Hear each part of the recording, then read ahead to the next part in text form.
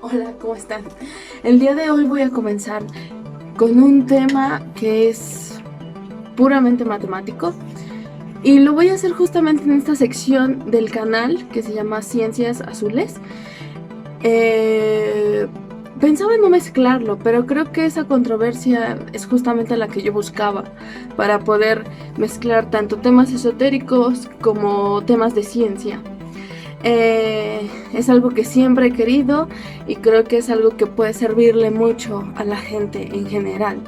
El darse cuenta que no son cosas separadas, sino que son cosas muy cercanas, como lo habíamos comentado en algún video de el traductor, que acerca de los 7 mundos, donde decíamos que, bueno, todo está compenetrado, y así como el científico actual utiliza la tecnología para no tener que conocerse a sí mismo y poder descubrir el universo y conocerlo, el ocultista lo que hace es conocerse a sí mismo y crear en él mismo esos vehículos para poder conocer el universo.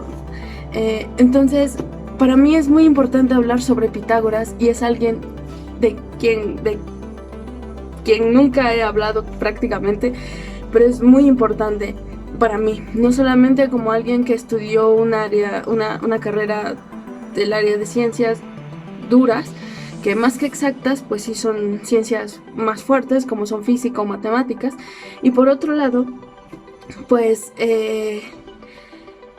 estudiar en otra escuela pues algunos temas esotéricos, no algunos, sino como tal el esoterismo. Entonces es algo bien importante que todos ustedes sepan y tengan bien consciente que si alguien les dice que no hay unión alguna, está totalmente equivocado. Inclusive sobre Pitágoras hay muchas lecturas que nos hablan sobre eso y sobre su camino esencialmente esotérico, ocultista.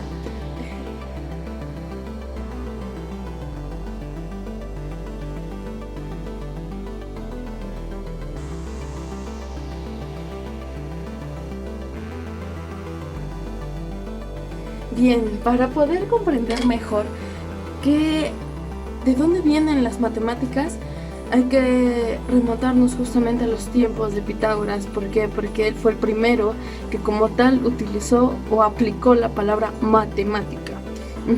Entonces, los primeros matemáticos fueron justamente aquellos que salían de la escuela pitagórica o los pitagóricos. Ellos eran llamados matemáticos. A veces el que no nos cuenten este tipo de cosas en la universidad nos hace creer que este tipo de información es falsa o poco fidedigna y que no tiene ni pies ni cabeza, pero en realidad pues a algunos les conviene mantenerlo así y a otros nos gusta buscar mejor, profundizar más y saber de dónde viene el conocimiento que hoy en día usamos tan deliberadamente, ¿no?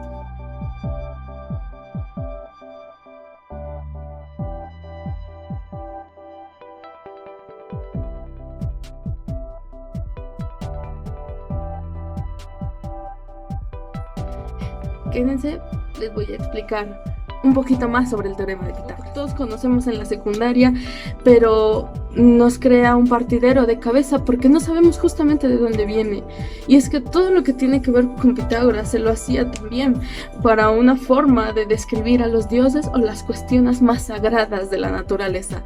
Entonces, los griegos decían algo muy importante, y era que primero había que estudiar geometría y hasta el último, astronomía. Si uno entendía geometría y uno sabía hacer geometría, uno podía entender cualquier otra cosa, ¿no? A partir de la geometría.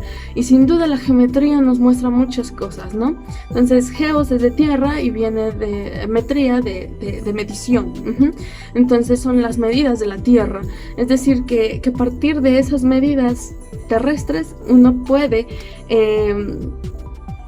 conocer lo demás. Es una forma interesante de volver a proponer el conócete a ti mismo y conocerás al universo y a los dioses, solamente que proyectado a nuestro planeta, a la Tierra, ¿no? A la geometría terrestre. Entonces, bien, algo que se estudiaba mucho era justamente la tríada, ¿no? El teorema de Pitágoras finalmente, pues es un triángulo que vemos en la secundaria, ¿verdad? Un triángulo con ciertos requisitos necesarios y uno de ellos, y el más importante, es que ese triángulo tenga un ángulo de 90 grados, aunque estos ángulos pueden llegar a variar en algún otro momento. Estos dos pueden estar variando, pero este siempre debe de ser fijo. Esos 90 grados es también llamado ángulo recto, como ustedes ya saben. Y bueno, tenemos una medida que va de este punto a este punto, a la que llamamos C o hipotenusa.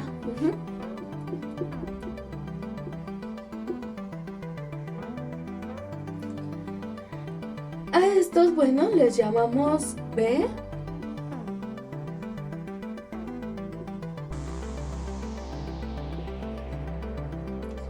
Les llamamos B y A. Son los catetos. Cateto opuesto o cateto adyacente, dependiendo de qué referencia estemos tomando, ya sea de este ángulo o de este ángulo. Este es opuesto a este lado, pero es adyacente a este otro. Entonces, igualmente este es adyacente a este lado y este es opuesto a este lado. Entonces, es una cuestión de referencias. Muy bien. ¿Qué más? Bien, conocemos esta relación muy importante que aquí no se alcanza a ver, pero voy a escribirla aquí dentro. ¿Está bien? Que es C cuadrada igual a A cuadrada más B cuadrada. Esta cuestión gráfica que vemos aquí de los rectángulos, perdón, de los cuadrados perfectos, que son estos, es una descripción total, gráfica, de lo que vemos aquí escrito. Esto escritamente se llama teorema de Pitágoras. Y maneja la relación así, quiere decir que elevar al cuadrado estos dos y sumarlos nos va a dar como resultado el cuadrado de este. La relación es muy profunda y podemos hacer algunos ejercicios. Vamos a sacar un ejercicio, ¿está bien?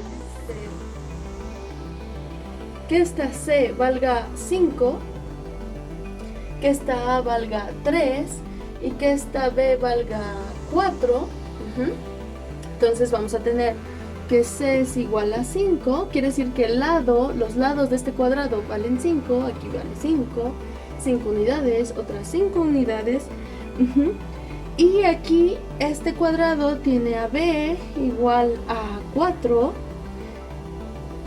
4 y 4, y aquí A vale 3, entonces A es igual a 3 y 3, ¿ok? Entonces, ¿qué nos dice esto?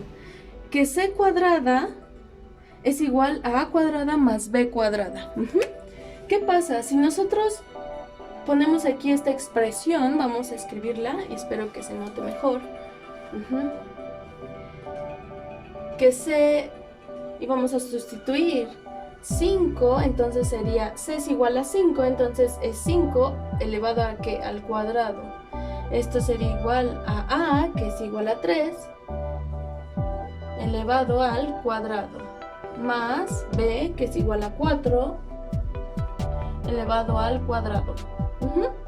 ¿Cuántos 5? 5 elevado al cuadrado es lo mismo que 5 por 5. 5 por 5 en nuestras tablas de multiplicar pues da 25. 3 multiplicado por 3, porque 3 al cuadrado es lo mismo que 3 por 3, entonces nos da 9.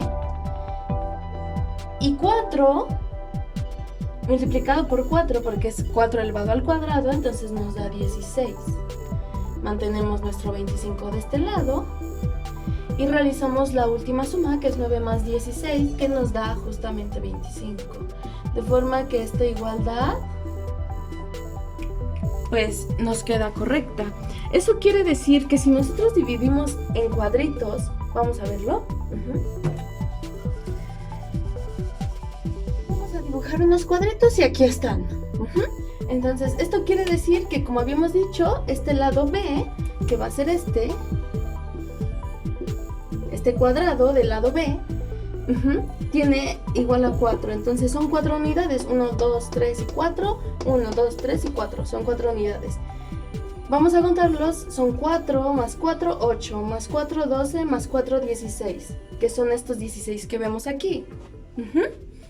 Luego, A aquí vale 3, que es este lado justamente. Entonces tenemos 1, 2 y 3. 1, 2 y 3. 3 más 3, 6, más 3, 9. Y son esto que tenemos aquí. Este fue el de B, que es este cuadrado. En realidad lo que tenemos aquí es el área de unos cuadrados, ¿sí? Y C, que es la hipotenusa. Entonces es 1, 2, 3, 4, 5, que vale C. 1, 2, 3, 4, 5, que vale C, de lado por lado. Y 5 más 5, 10, más 5, 15, más 5, 20, más 5, 25, que son justamente estos 25. De modo que quiere decir que si nosotros tenemos un rompecabezas, imaginen, vamos a tomar estas 3 piezas más estas 16, y si aquí lo tenemos vacío, esto más esta área más esta área, van a caber perfectamente en esta área. Esa es una proporción que tiene el triángulo rectángulo, y que independientemente de cuánto varíen estos valores, siempre y cuando se tenga un triángulo con un ángulo recto, que por supuesto es igual a 90 grados, vamos a tener esta solución, esta igualdad, que es algo muy importante, ¿no? No solamente en matemáticas es importante, pues, como tal el número, sino el símbolo. Es una forma de escribir, es una escritura. Entonces, las matemáticas realmente, esto lo vemos en secundaria, pero cuando se llega a la universidad, el tipo de matemáticas cambian muchísimo. El tipo de matemáticas son de estructura lógica, de demostración lógica, de argumentar, de proponer un corolario, una proposición, y armar un sentido lógico y una estructura lógica de lo que se está pensando. Entonces, si ustedes creen que las matemáticas no les pueden servir mucho, créanme que a toda la gente que se dedica a esto les forma. Y les forma no en el sentido más estricto, ¿verdad? Porque cuando tenemos deficiencias en otras áreas también afecta. Pero en general, cuando estás ahí y te formas de esta manera, eres un poco más exigente, un poco más... te acostumbras a una forma de pensar en que si estás hablando de algo, o vas a hablar de algo, o alguien te está hablando de algo, tienes que demostrar en base a qué funciona. Las matemáticas es un lenguaje argumentativo, y no solamente es de hacer sumas y restas, es realmente un argumento, una cuestión lógica, y es precioso porque es como jugar todo el tiempo con eso que estás pensando. Es algo muy bonito y que todos hacemos en la vida diaria, pero que si lo hiciéramos más, aún sería más sencillo responder o resolver otra clase de problemas en la vida cotidiana, ¿no? Entonces, las matemáticas no solamente se utilizan para sacar un 10 en un examen, sino que se utilizan esencialmente para vivir. Eso es algo que Pitágoras siempre quiso decir. Y el simple hecho de pensar y de notar este tipo de propiedades en las figuras geométricas nos da a entender que bien aquí en el mundo, aunque hay un aparente caos, en realidad ese caos también tiene un orden. Entonces, podremos ver solamente el triángulo sin nada de esto, sin los cuadrados alrededor, y aún así seguir manifestando esa estructura perfecta y esa correlación perfecta. ¿Cómo? Pues escribiéndolo. Esto se llama lenguaje matemático, que es lo que empezamos a conocer en la secundaria como álgebra. Y después ya lo vamos estructurando aún más fuerte. Y la física es lo que hace, utilizar esa matemática para argumentar lo que está trabajando. Entonces, por eso no hay física sin matemáticas. Eso es algo real. Hay libros que manifiestan acerca de que hay forma de hacer física sin matemáticas. La forma de hacer física, pues, es tenerlo aquí. Es pensar en la consecuencia, en la causa y el efecto de un fenómeno, sin tener que ocupar ecuaciones. Es muy importante. El teorema de Pitágoras prácticamente se usa para toda la vida, siempre se va a utilizar, siempre, ¿no? Se utiliza para funciones trigonométricas posteriormente, luego se utiliza para resolver también problemas geométricos, luego de las funciones trigonométricas. Las funciones trigonométricas se utilizan para poder describir una onda y luego, no, es infinita la cantidad de cosas que se hacen con el teorema de Pitágoras. Por eso quise comenzar con él. Y esta es otra sección, a lo mejor no para los que les gusta mucho lo esotérico, pero si saben matemáticas va a ser mucho mejor, ¿sí? Bueno, que estén muy bien, gracias.